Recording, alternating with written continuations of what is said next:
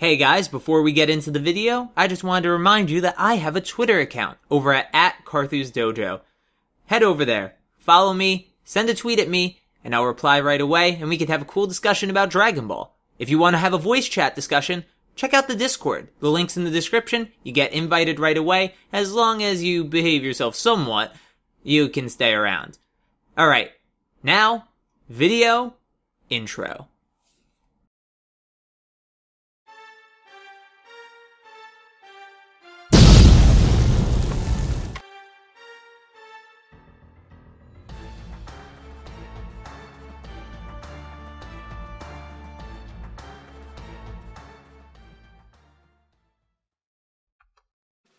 Hello everyone, I'm Carthu and welcome back to the dojo. Today was the surprise drop of the Dragon Ball Super Broly trailer. The last one, guys. We are almost there. The movie will have its worldwide premiere in a week, but for now, we'll have our trailers to hold us over for the unlucky few of us who aren't going to Japan to see this thing when it comes out in December. We will have to wait until January for the US or EU release.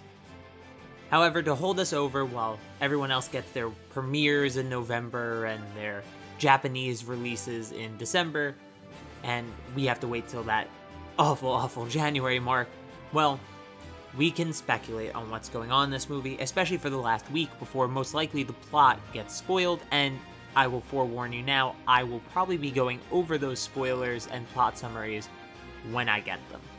I'm not going to avoid them. Unfortunately, this is the territory that I must tread, as it is part of what I do here on YouTube is discuss Dragon Ball. I'm not going to gloss over something for the sake of just having this code to myself about spoilers and things like that. No point in that. I've never really been a big hater of spoilers anyway. I usually read them, and I did read them throughout all of Super, so this would be nothing new for me. But without further ado, let's discuss what you're all here for, the title of this video, what you saw in the trailer, if you've seen it yourself, trailer 3, Broly versus Whis. There's a lot of things to discuss here, and even though it's only a few frames, a couple frames of Whis, a couple frames of Broly, it does seem like they are interacting. Whis is dodging as effortlessly as he does Goku and Vegeta, which is funny considering how much stronger Broly seems comparatively to those two, and Whis just seems utterly unfazed by Broly's existence and is just sort of toying with him and doing whatever he needed to do in this situation. Now, Broly does seem to be mindlessly charging Whis. There doesn't seem to be really any intent behind the attack other than there's some fresh target here, I'm going to kill them. But what else is interesting is the fact that Broly is only in that third form of his. The third form on the model sheet, second form in terms of transformations. The one with just the spiked black hair and the color still on.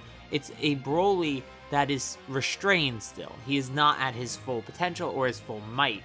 So this Broly, who is going up against Super Saiyan God in the trailer as well as Super Saiyan regular, well, this Broly is not Broly's max potential, and it actually makes you wonder what point in the movie is this taking place. Sure, we've seen Frieza on a similar fiery planet, but we also see Goku and Vegeta on a similar fiery terrain and fighting Broly there when Broly's a bit more powered up using Super Saiyan and eventually full-powered Super Saiyan. So where is this, first off? When is this, second off? And more importantly, is Broly actually working for Frieza at this point? Did Frieza call in Whis or Beerus to try and help him with this strange, powerful being that he found? Or is there something more going on? Now, I'm going to do a whole breakdown video on the order of events I think everything is, and I'm going to do that for next video, which will probably come out tomorrow. But focusing on the topic of Whis versus Broly, what would this change for us?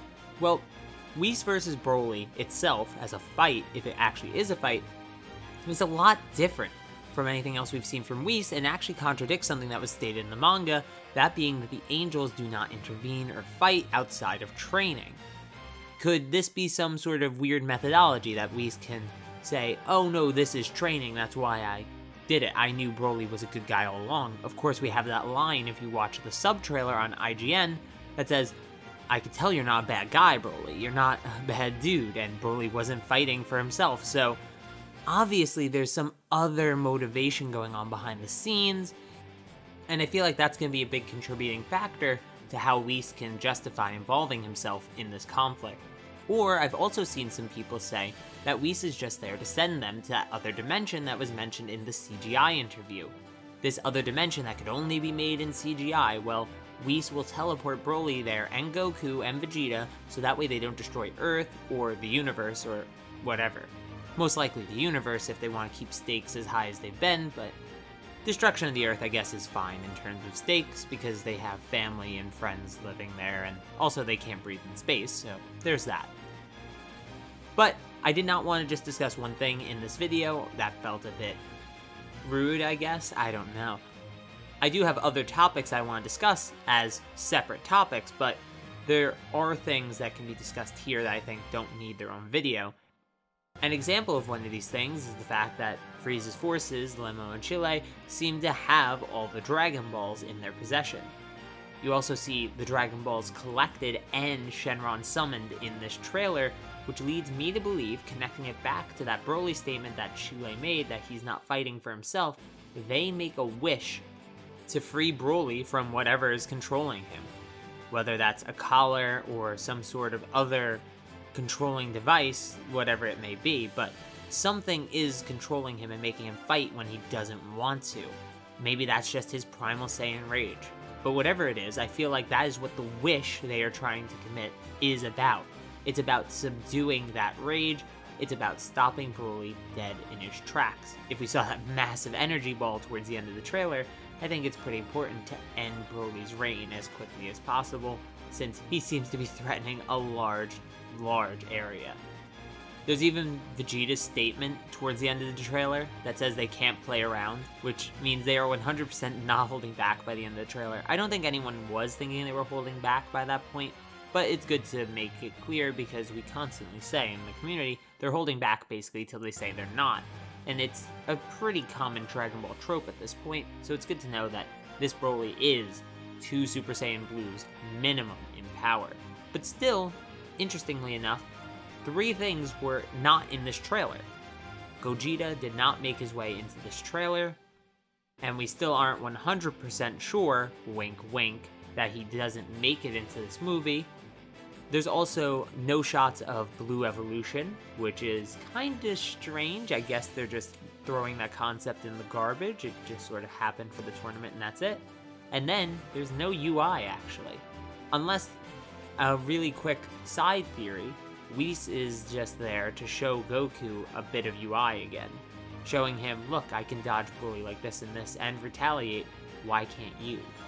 You know, you have this power within you, Goku. You've done it before. Unlock Ultra Instinct again, which is very possible, but they are making this movie out to be like there are some surprises and some new things going on that subvert our expectations, so maybe Ultra Instinct won't happen in this movie, and if Ultra Instinct does happen, I'd say Blue Evolution also has to happen, just because you can't have one without the other, without making Vegeta feel really useless, in my opinion. Also, a lack of Kaioken, but I don't know if that's going to be a thing that actually shows up in the movie as well. Maybe they'll make some reason that he can't do it anymore. I don't know. Kind of weird since the script is written by Toriyama, and Toriyama doesn't seem to necessarily be the creator of Kaioken Super Saiyan Blue, which would explain its lacking appearance in the manga, as in it just doesn't happen except for kind of once in the Tournament of Power. So if it's not in the manga, which is supervised by Toriyama, and Toriyama's writing this script for Toei, at least the initial screenplay, well, there's a good chance that Kaioken actually doesn't make it in here as well. And again, it's just weird not to. They are in the anime, and this is the anime's continuity that we're following. Not using the word canon, I'm sure Geekdom will be proud of me. I'm gonna say continuity. The anime's continuity has Kaioken Super Saiyan Blue and Super Saiyan Blue Evolution, so it does make sense to have those concepts in this movie. But maybe Toei just wants to get rid of those things that they made on their own and focus on Toriyama's work. Who knows? We'll have to wait and find out. But anyway, guys, thank you so very much for watching. Leave opinions, counterpoints in the comments down below. hit subscribe and ring that notification bell if you want to be notified every single time I upload. Check out the Patreon if you really want to support me. But for now, guys, video outro.